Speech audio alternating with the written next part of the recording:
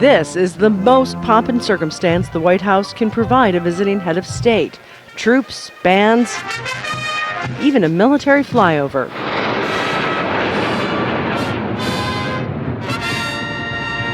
Another opportunity for King Charles III to try and smooth over an increasingly tense relationship between U.S. President Donald Trump, who has expressed anger with British Prime Minister Keir Starmer over his actions during the Iran war. When it came time for the King's address to a joint meeting of Congress, his words became a little more pointed, highlighting areas which could be read as a disagreement with the president.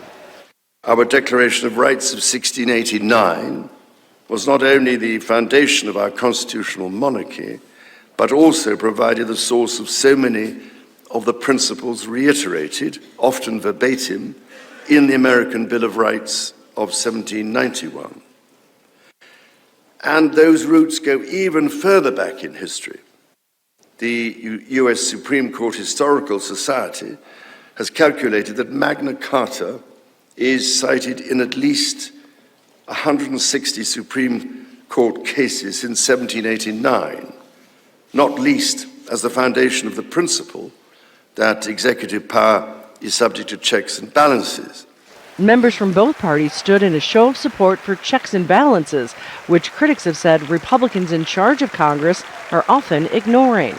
There were several other topics that received a standing ovation: the importance of the U.S.-UK relationship, fighting climate change, supporting Ukraine, and maintaining interfaith relationships. And also when the King reminded Congress of NATO support for the U.S. after the 9/11 attacks. We answered the call together, as our people have done so for more than a century, shoulder to shoulder, through 2 world wars, the Cold War, Afghanistan, and moments that have defined our shared security. A potential response to the U.S. president claiming falsely that NATO troops stayed back from the front lines in Afghanistan.